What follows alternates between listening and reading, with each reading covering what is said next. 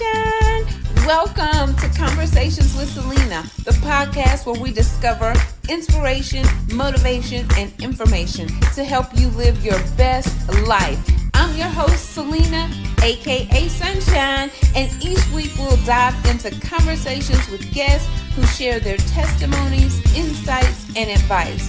We'll explore topics that uplift, encourage, and empower you to be the best version of yourself you can be. So tune in and let's have some fun while we explore all that life has to offer.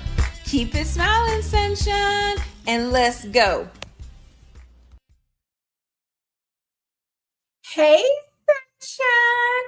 We are back. Welcome to another episode of Conversations with Celena. If this is your first time, welcome. If you're returning, you know that we love you and we thank you so much for your continued support.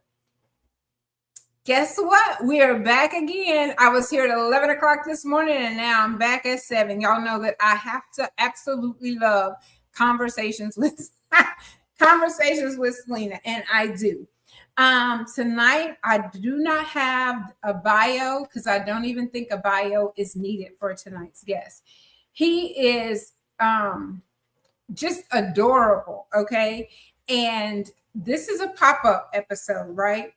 He was asked, would you go on to Conversations with Celena?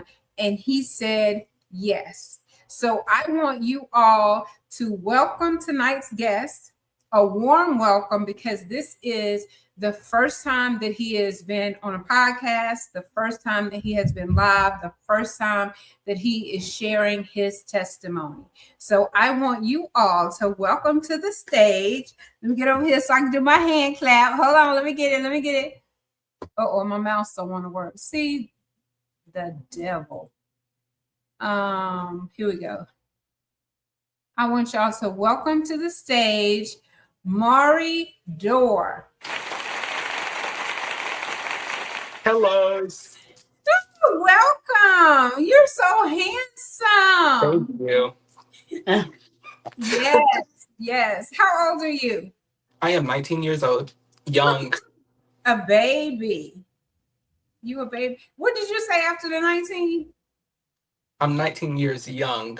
Young. Okay, I didn't catch that part. You're 19 years young. Well, baby, I'm 53 years young. Young. Never old. Never old. What they say, nothing gets old but clothes. Now, see, my mouse want to cut up. Hold on 1 second. Black don't crack. I know that's right. Okay. Hey, Pastor Wallace, thank you for joining. Okay, so thank you so much for taking the time out to come on Conversations with Celena. I do appreciate it. I feel so honored that you said yes. And I mean, you didn't hesitate. You said yes. So thank you so much for trusting us to share your story and your testimony. I'm so excited for you. Yes, because for me, and I'm 53, so I'm really excited for you to be able to share your story and your journey at 19 versus when you're 50 like me, because it's just so freeing. It is so freeing. So I'm excited. Thank you. Because some people, they go through things and they just want to brush it under the rug or hold it until they're like dead. And it's like, why do that whenever you could address the problem head on? You could address it head on. So I know that we named your episode Grown Too Soon. Tell us a little bit about why you chose that to say, I had to grow up so fast and too soon. I chose that title because that's one thing that people like to sweep under the rug. They like to put younger people in positions, and then whenever the younger person take in whatever they're being put through from an adult, then that shapes and forms them into a person that they didn't want to be, but they were pushed out there, grown too fast to do so. So whenever that happens, the parents, they start looking at you like, you're just a disgrace over something that they did, And you're misunderstood. So Yes. that's how I feel, based on just my experience and going through school and being called names and talked about, but just no one taking the time to know why you're behaving this way or why you're turning to these type of behaviors and activities. And it's a way of coping, it's really a way of coping. And I wish that the counselors in school were more to be counselors for your mental and not just counselors for your academics, and making Exactly. sure you're signed up for the right classes, because what good are the classes if your mental is not where it needs to be? Without your mental, you're nothing. And that's something that's always brushed under the rug also. Your mental is you. Your mental is you. That's right. So how was it growing up as a young Black male in Atlanta area? Well, I was there till I was 4 or 5, so it, I was in Picayune, Mississippi most of my time. Oh, so you've been in Mississippi. Okay. I did not realize that. So, okay, how is it growing up in Mississippi? I think I already know the answer, but how was it? Growing up in Mississippi, it's 10 years behind, I feel like.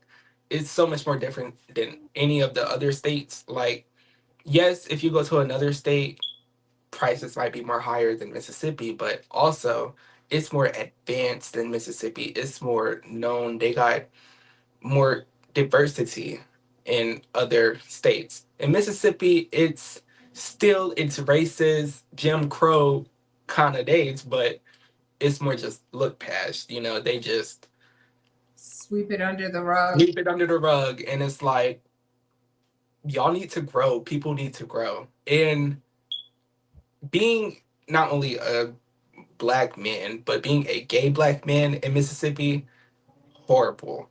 And there's some pros and cons to it, but it's like it's nothing like going to any other state. It's horrible. I hate to hear that. I hate to hear that for you, especially like you said, being not just a Black man, but a gay Black man in Mississippi is difficult. I mean, it's like it's it's so frowned upon, and people are not loving the way that they should be loving to the person.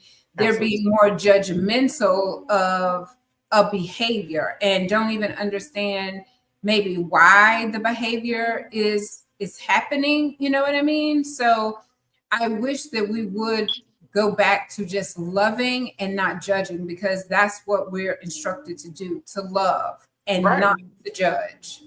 That's all people do is judge.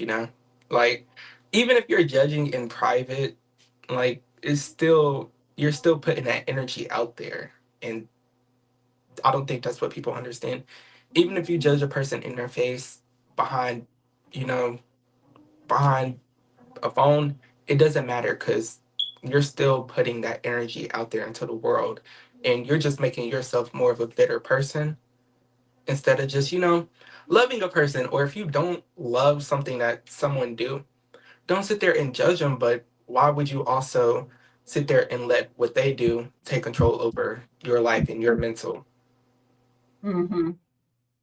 I mean, and it's hard when that's the environment that you're in, not to let it take a toll, because Mhm. even though you're saying they may be able to judge in private, I believe that your actions are still going to show in Exactly. public. I'm not going to just see, but I'm going to feel your energy and how you really feel toward me. You're not going to be able to hide it forever. You can fake it for a minute, but if you truly have an issue with me, and a lot of people just, like you said, sweep things up underneath the rug. And do you know how many times you've already said sweep it underneath the rug? How big of a mountain these rugs have become, because we're forever sweeping it under the rug and sweeping it under the rug. And when you do that and you don't deal with it, it negatively affects your mental health. So how was your mental health? How would you describe that, having to grow up as a black male that's gay in Mississippi or wherever you've been? Because it sounds like you've been more places. So just how have you coped and dealt with that?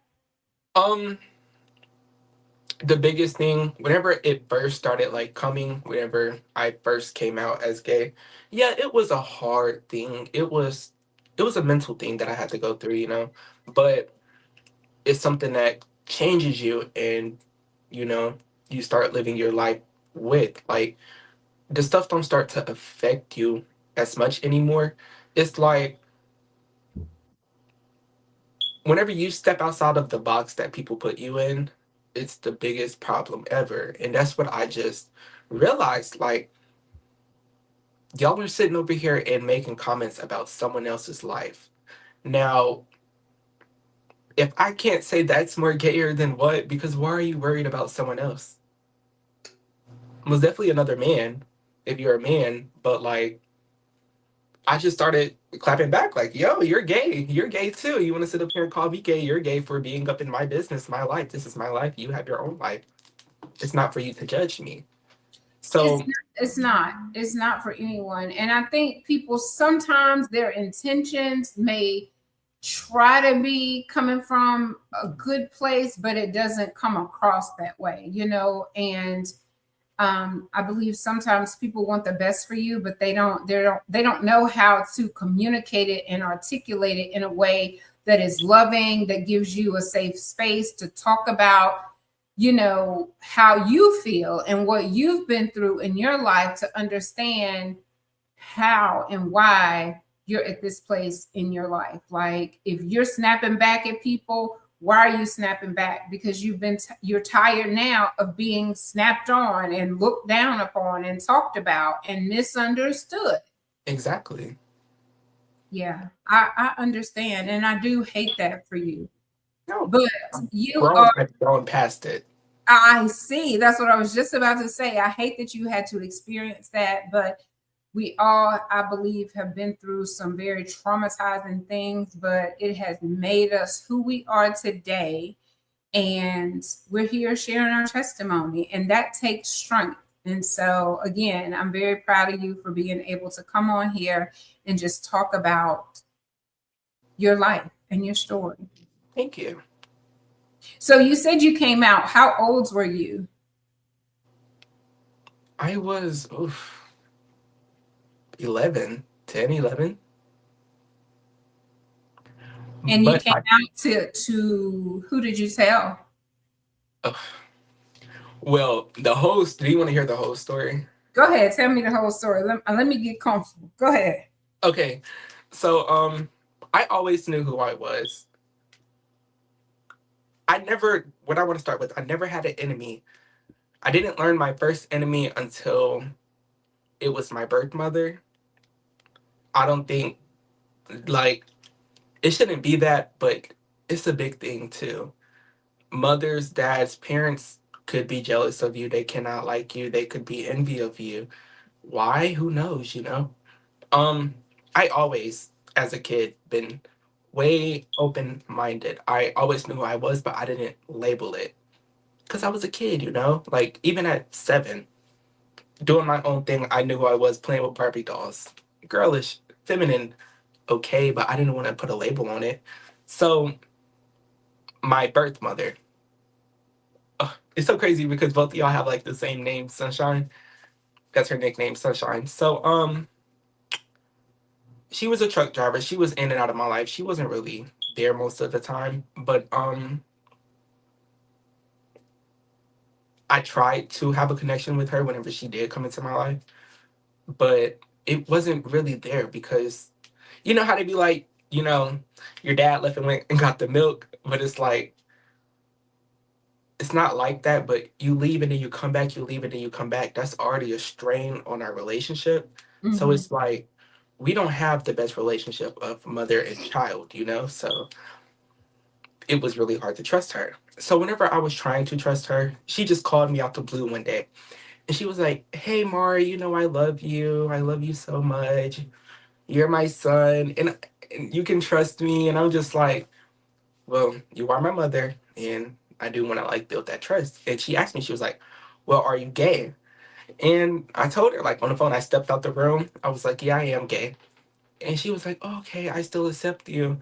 And then it was like the next week, whenever everyone knew, she outed me. So it's like, I didn't really get the chance to come out. I was just brought out. And that also made me move a lot more faster because I got into the gay lifestyle faster instead of, like, slowly going into it.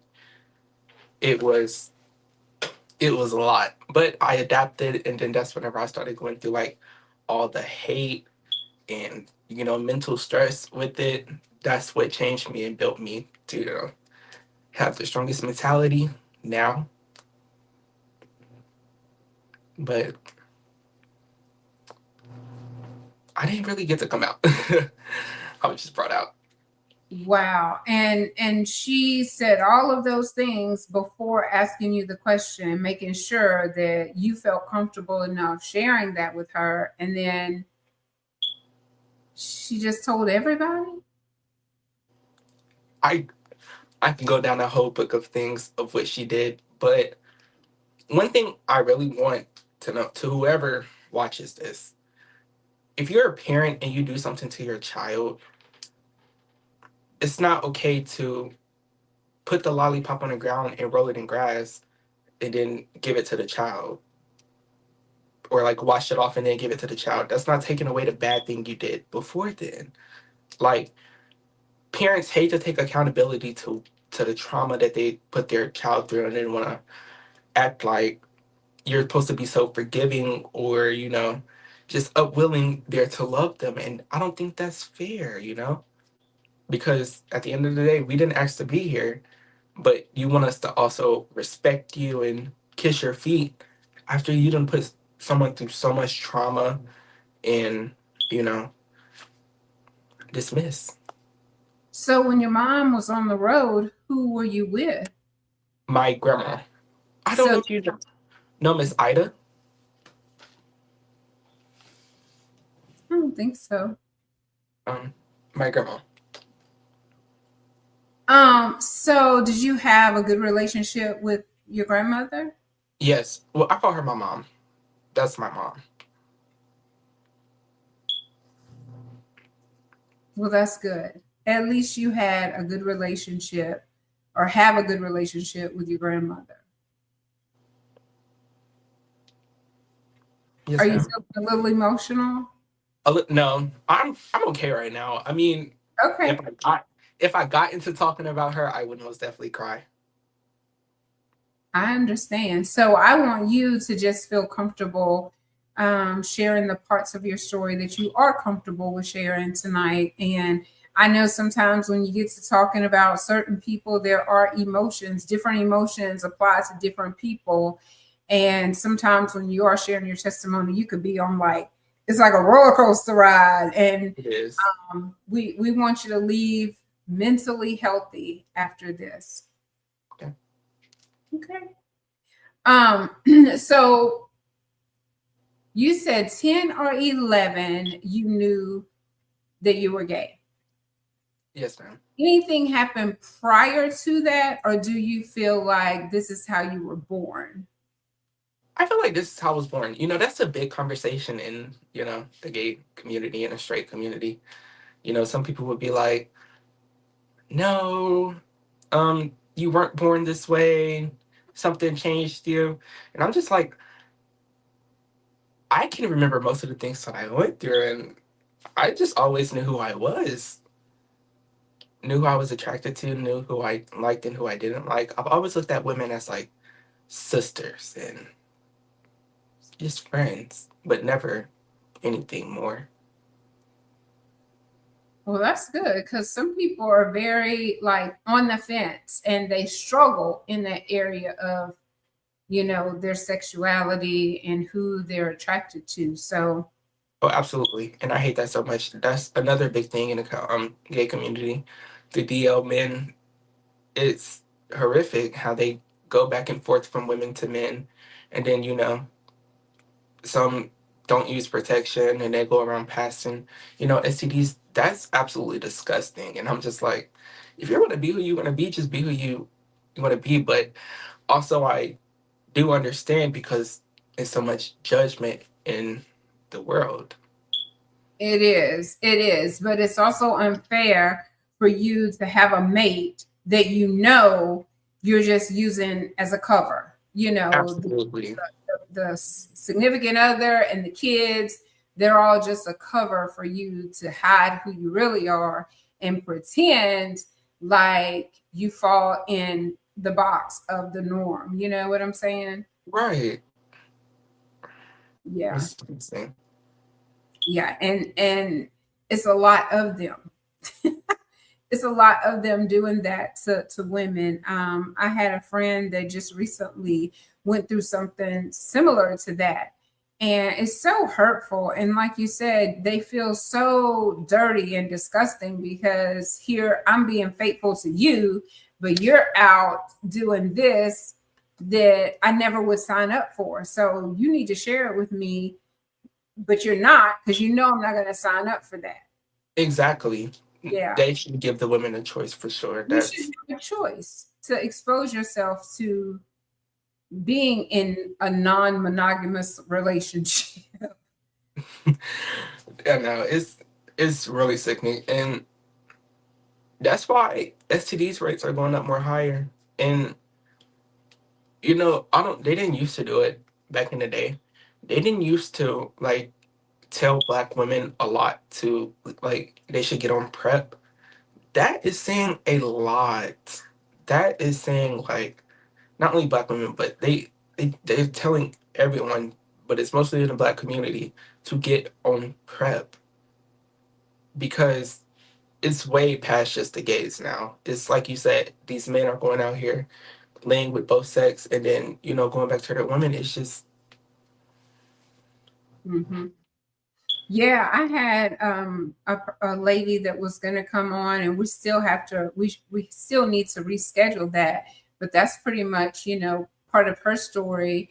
And I also had another lady from Mississippi who came on here who shared her story, also of becoming HIV positive because of their husband or significant other. And the most hurtful part about the whole thing, I don't even think it was that they contracted it. It's because the person you knew beforehand and you did not disclose it. And you put me in this situation where I'm having a lifetime of having to take medication and having to have these follow-up visits and all of this stuff to make sure that I'm in a healthy place. So I've actually had a guest on before talking about that.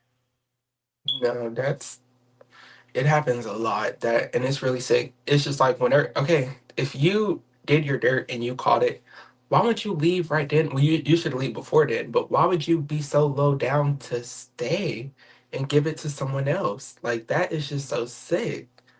I think a lot of people just be like, I got it. So, they don't want to be in it. They don't want to be the only ones with it. So they share that package with other people. My So heart goes out to them. I know. Mine too. Real sad. Yeah. So, is there anything else that you feel comfortable sharing about maybe your childhood? I know that you sound like you were very confident in who you were. Mhm. So you didn't have an opportunity to come forth. Someone outed you. So you had to grow up quickly and mature in your mind quickly.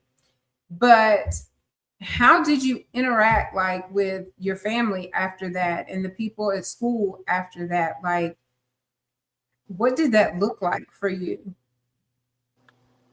I lost a lot of friends, and then even family members turned their back on me. That was the biggest like awakening to it all. Like, just because family is family, it doesn't mean anything.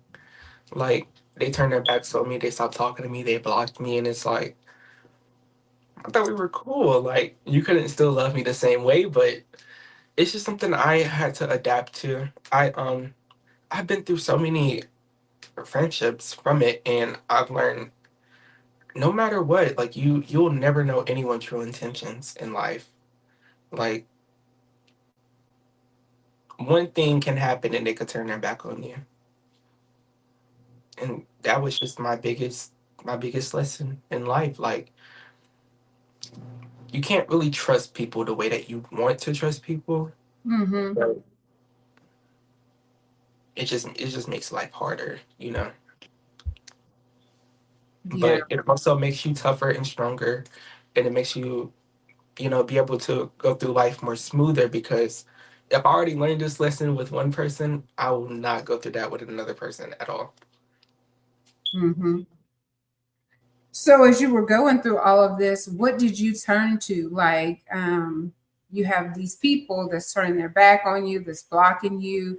Like, how did you cope? Were there books, movies, anything that you gravitated to make you feel like you were not alone because everybody else is turning their back on you? So how did you cope with that? Well, it's not the best way, but Gen Z social media. What'd you say? I'm Gen Z, just social media, just been on Oh, social media all the time, games and stuff. social media.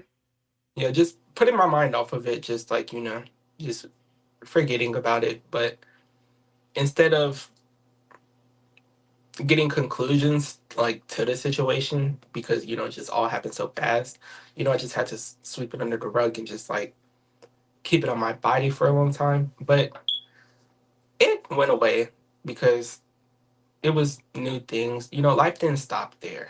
Mm-hmm. So it was just new experiences, new life choices.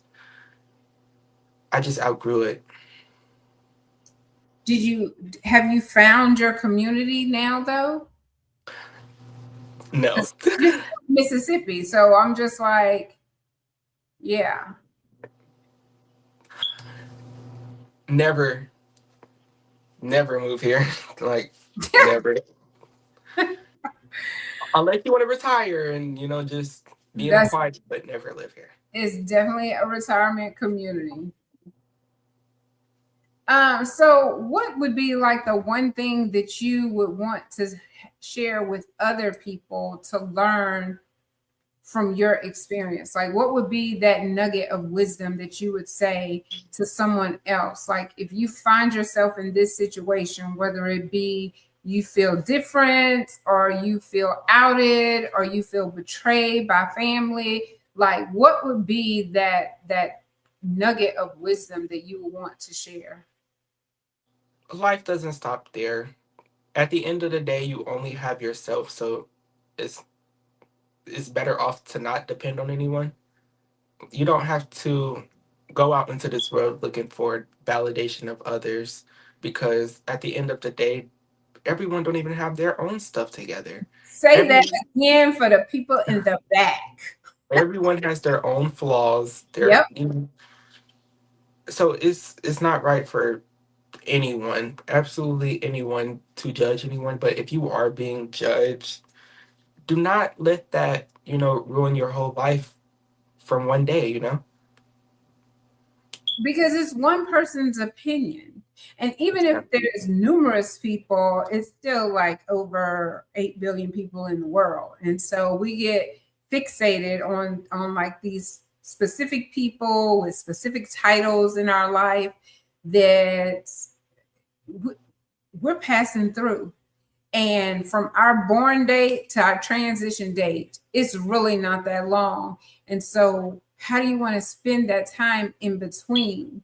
That's what we have to ask ourselves. And I don't want anyone to get, as they say, over the hill, which is probably like, I guess, over 40, over 50. I don't even know. I think it's over 50 when they call you over the hill. But I don't want anyone to get over the hill just now deciding, I'm going to live my life and not to please other people. Because Exactly. that's exhausting, trying to make everyone happy because this person wants you to be this way, this person wants you to do that, and you're forever changing roles with different people instead of remaining the same. No matter where you are, no matter what room you're in, you're who you are, and you either love me or you don't. But it doesn't change how I feel when I look at the woman or the man in the mirror, because I love me. Yes, Do you ma'am. feel like you love you? Yes. I see that. I see that. And you should. You I should. mean, no one else is going to love you like you love you. So, That's right. That's right. And so, like, what about like your church family? my church family, Do you have support there? yes. I mean, in some parts, everyone has their own different thought in churches. But I personally, I don't go to my church. I don't go to anybody's church. Why? Well, the only reason I don't go to people's churches is because church people are the people that would judge you the most. Like, they will walk in there and act like they have not sinned not one time, and they will sit there and judge you if it's out loud or even if it's quiet. That's the biggest mistake in history. Literally in the Bible is it tells you not to judge anyone because it's not for you to do. It's not for you to do. And I hate that. I hate that you feel that way because we're supposed to be able to go to the church and feel accepted and loved. And if you're Absolutely. not feeling that, I also I hate that for you. And I would like to think not every place would do that, but maybe it sounds like every place that you've been to, huh? I don't think every place. Well, I don't, I've only been to one church, but I don't think every place does it. But most of them do. Okay. They brush other things out the rug, but whenever it comes to homosexuality, it's you're going straight to hell. You're buzzing it wide open. But the uncle that's in your family that raped someone isn't. Okay, that's crazy. They brush that stuff under the rug, but whenever it comes to homosexuality, that's the biggest sin in worldwide. You go out there and you go gossip to someone else, that's a whole sin itself. Well, don't get me talking about the people, the uncles and the relatives and all of those folks that's disgusting and take advantage of children and nothing ever happens to them. And you have to find a way to deal with this every single day, how to cope with the things, the choices of someone else. And Right. so you're right. Like, how is it that they can harm you? I mean, traumatize you, and you're the one in the wrong because this is what happened. This was the outcome of it. Absolutely not. Like, that's not right. That's not right for them to brush it underneath the rug and act like their uncle, their pastor, their coach, their whatever, whoever they were, didn't do any wrong. And people praise pastors like they're just God themselves. And that's not right either. Because pastors have dirt under their nails also. Yeah, I am. Someone sent me this. It was a video of a man sharing his story, and he was talking about his mom was his mom sang in the choir. I want to say his dad was a pastor or a minister or something. But during church service, the kids would have to go into this room. And even sometimes after church service, the the dad and the mom would let some of the other people from the church just come and have their way with their children. And the guy was like, it was the guy telling the story, and he says, I really hate it for my sister. My sister had a harder time with it than what I did because I think maybe she had so many different pregnancies by these men. And he said, I hate it for my sister more than I hated it for myself. But literally, my parents would let other ministers and people from the church just come run through them however they felt, however they wanted. Like, I I still have the video too. And I shared it with a few people who actually have been through similar situations. And it's just, it's hard to believe, but then it's not hard to believe because people do all sorts of things these days. Absolutely. Some churches, they also do things just for the money of the church, you know. They take the money from the church and do whatever with it whenever people are actually coming there, putting their money into the church. Yeah. I don't know what they do with the money, but I tell you that situation with the children, that just made me sick to my stomach. Because if I give you money, you do what you want to do with it. I know I gave it from a place of a good heart, and whatever you do with it, that's between you and God. But you are right. They don't always do the right thing with the money. And not all people and not all churches operate like that. So I guess Exactly. that's the good thing about it, because we can't group everybody in Right. every organization the same. So, if it's a desire, I hope that you do find that place, that community. I know that there's people having church outside of the four walls, which is also very freeing because inside it's like it doesn't always move in a way that is loving and kind. But you can get outside those walls sometimes, and baby, people can speak a word into your life because we're the church. We are the church. It's not the building. We get it all twisted and Right. confused about the building, but we need to do what's right by the people that we come in contact with. So, Exactly. did you have any questions over there, Pastor? She said no, ma'am. Okay. All right. I don't know. I'm trying to think if I have anything else that I want to ask you. You spoke so well the other night, and I was like, yes, this is going to be amazing. But, I don't want to pry too much. I definitely want you to share what you're comfortable sharing. So if there's anything that I didn't ask you that you feel comfortable sharing, you can most definitely do that.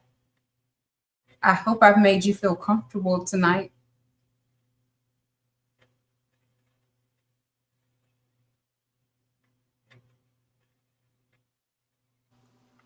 I feel, one thing I would like to speak on is, molestation.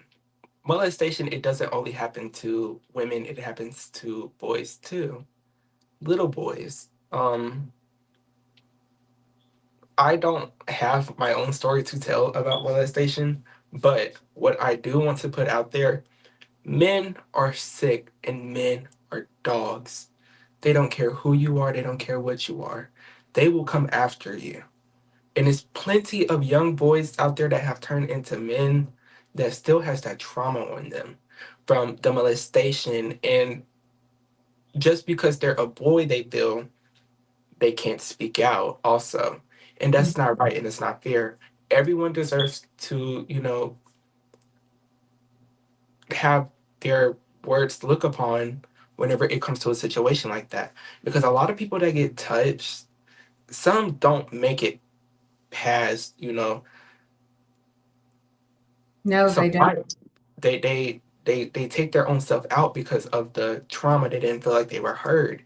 And I feel like if mothers, dads, anyone would just start listening to their kids whenever they say someone has touched them, because I don't feel there's no kid that have to lie about that. That's just my opinion. Mm-hmm. But that would be the last thing of me. And well, if you don't have your own story, I'm gonna say that is a good thing if it has not happened to you. Um, but I don't even use the term molestation anymore because I actually looked up the definition. And so if I'm wrong, y'all have to just excuse me. But my understanding of it, molestation, which is also wrong, is when you're being touched inappropriately. But when they penetrate, it is rape. And I had to took me some years to be okay with calling it what it was and not smoothing it over a little bit with molestation. We've said it so much that we've almost made it sound not like it's horrific, not like it's hurtful, not like it's painful, not like it's traumatizing. That word to me just doesn't carry the same weight. I'm going to call it what it is for me in my life, and that is rape. And it is definitely wrong. Molestation is wrong. Rape is wrong. And these men, I met this lady, and he did it to his own daughters, but he did molest them. He did not rape them. And he got 10 years because that mother took him to court and said, if you say anything other than guilty, I'm going to take you out. But she said it the other way. I don't want to get shut down. But that's how it should happen, like immediately, because if they had consequences to suffer, the men that do it, the women that do it. Yeah, that too. Men are not the only, women do it too. Women do it too. And I just feel like if there were consequences to suffer, it would not be happening to as many children because it's continuing to happen. And whenever the consequences do come, the justice system is very corrupt. They don't give people as much time as they need to. No, you can get more time for having an open can of beer or something than you can for doing something like that. So yeah, it's just I don't know. Something needs to be done, and that definitely needs to be reformed and changed so that the consequences can be, I'm not doing that. I mean, there's countries that's going to take you out. And if they don't take you out, they're going to take some stuff off of you, and you're going to wish that you're going to be begging for them to take you out. And that's how it should be. I guarantee you it wouldn't be happening as often as it did if there were consequences. Yes, ma'am. Yes. So let me ask you this. You are young, but if you could tell your younger self something, what would you tell your younger self? To let it go. To let it go. Life goes on. The world never stops spinning. This earth is always spinning, so there's always going to be something that comes your way. And you can't keep on brushing everything under the rug because it's just going to cause more harm to you as you go on, And so along this journey, who would you say gave you the greatest source of your strength or inspiration? Who would that person be? God. Okay. I'm loving it. And then, so let it go was good, just to tell your younger self. How does it feel to have shared some of your story? I know you got a whole lot more to tell, but we're going to close it out here, and then we're going to invite you back when you want to share more, because it is a process. And I know that it's a process. It is. I still don't share everything from my story. I said this earlier on the 11 o'clock live. It's almost like you I don't want to say that you're protecting the other people, but kinda I think that's what it is. Cause I'm like, what's so hard? What's taking you so long just to be just Open get it all out and open about it. Just be open about it. I would say that's the thing, but also it's like you could be so hurt by it still. It's not just protecting. It's just, protecting your own feelings and just not wanting to reach down into that topic because you know that you will just that topic is going to hit you. But there will come a time, if you're still in that place in your healing journey, there will come a time, because you've already started the process right here tonight, that you're going to tell more and you're going to tell more. And then the more you tell it, you could tell it without even feeling the emotion, without even crying about it. You find yourself being stronger every time you tell it. excuse me, that's what I was saying about feeling free from it. But there Right. are parts of it that take a little bit longer to share, and that's okay. You know, it's a journey. We ain't sprinting to the end of this. Like, we're taking one day at a time, one topic at a time. And I think you're doing great. Thank You you. can tell that you definitely have wisdom, and you seem very mature for 19 years old, Thank loving you. and handsome, all of the things. How do you feel sharing some of your story tonight?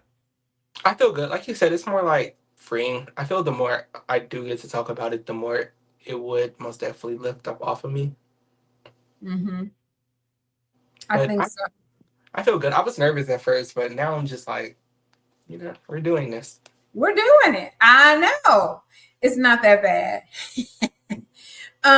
So since you have all these words of wisdom, for we've been on here like 45 minutes, 46 minutes.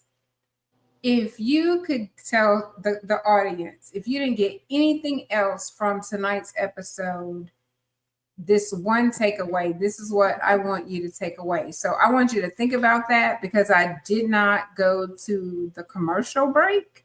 So we're going to do that, and then we're going to come right back for your last golden nugget for the takeaway. Yes. Well, I think we're going to go to it.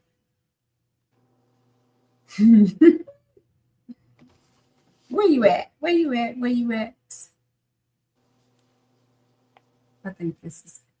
We'll be right back, y'all.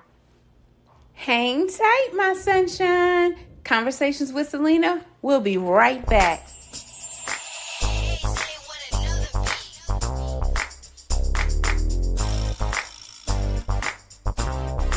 Hey, sunshine.